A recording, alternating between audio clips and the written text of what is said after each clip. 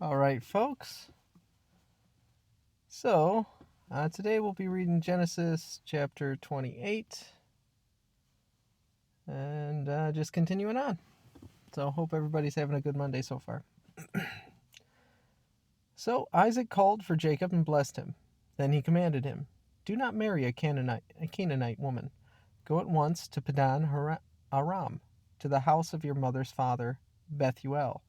Take a wife for yourself there, from among the daughters of Laban, your mother's brother. May God Almighty bless you and make you fruitful and increase your numbers until you become a community of peoples. May He give you and your descendants the blessings given to Abraham, so that you may take possession of the land where you now reside as a foreigner, the land God gave to Abraham." Then Isaac sent Jacob on his way, and he went to Padan Aram, to Laban, son of Bethuel, the Aramean, the brother of Rebekah, who was now the mother of Jacob and Esau. Now Esau learned that Isaac had blessed Jacob and had sent him to Padan Aram to take a wife from there, and that when he blessed him, he commanded him, "Do not marry a Canaanite woman," and that Jacob had obeyed his father and mother and had gone to Padan Aram. Esau then realized how displeasing the Canaanite women were to his father Isaac, so he went to Ishmael and married Mahalath, the sister of Nebaioth, the daughter of Ishmael, son of Abraham, in addition to the wives he already had. Jacob left Beersheba and set out for Haran. When he reached a certain place, he stopped for the night, because the sun had set. Taking one of the stones there, he put it under his head and he lay down to sleep. He had a dream in which he saw a stairway resting on the earth with its top reaching to heaven, and the angels of God were ascending and descending on it. There above it stood the Lord, and he said, "I am the Lord, the God of your father Abraham, and the God of Isaac.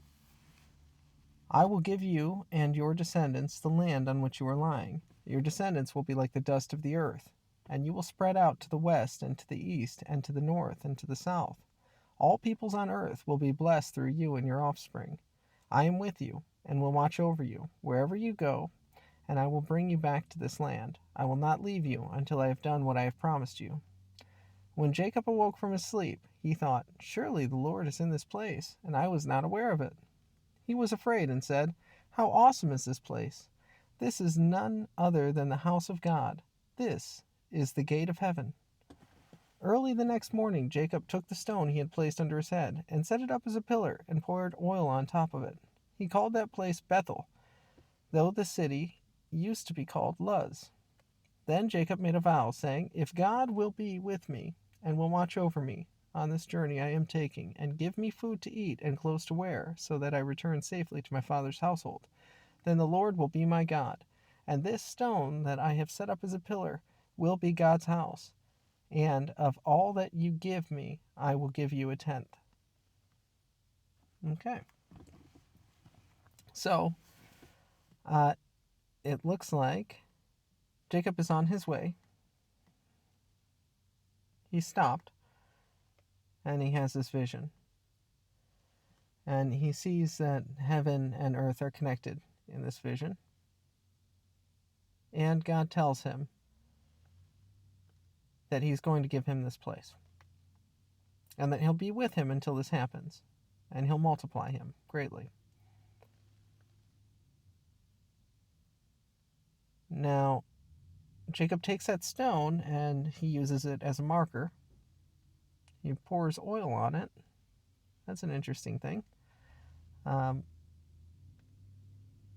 I'm curious if we'd seen oil used in such a manner previous in the Bible, or if this is the first place. Of that, I'm not sure. But he continues on. So he still goes on with his journey. He doesn't stay there. And he vows to give God a tenth of what he receives. Now, obviously that calls back to Abraham and Melchizedek and the giving of a tenth of what he had there. Um,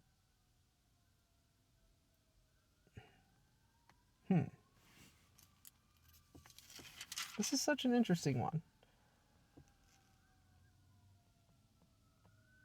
With the stairway.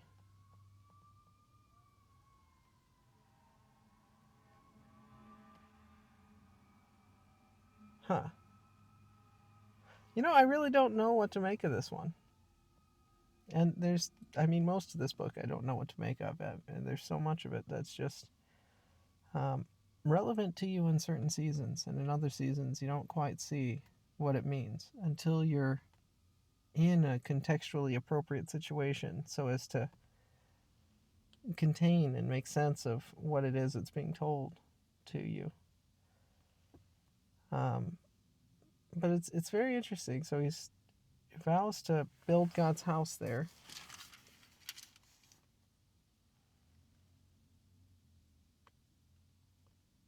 He says, the stone that I have set up as a pillar will be God's house.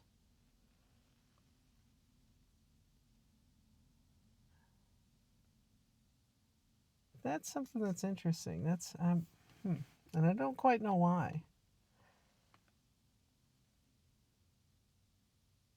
My God's house would be a stone.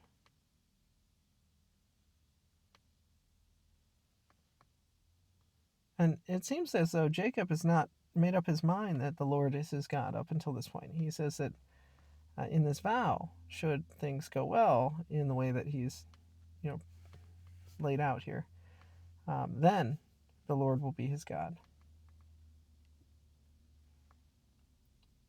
So that means he's not yet, which is kind of interesting, because it's a pretty big deal to have happen to you and to not be quite certain that God is God. So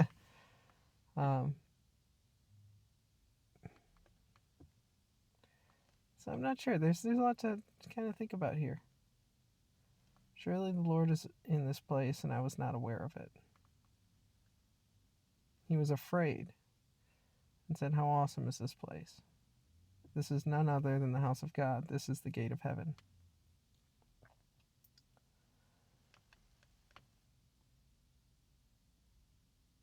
Huh. Now, I'm going to just talk about this. It's not really related to this too much. But when we talk about the house of God, one of the things that's stood out to me in other parts of the Bible is,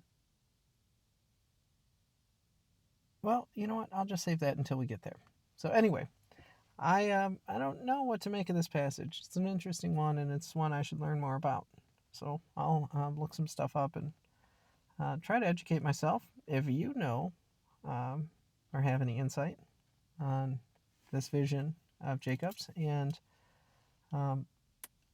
how it might teach us a lesson, and let me know, because I'd like to know. Other than that, I hope everybody continues to have a great Monday, and I will talk to you tomorrow. All right.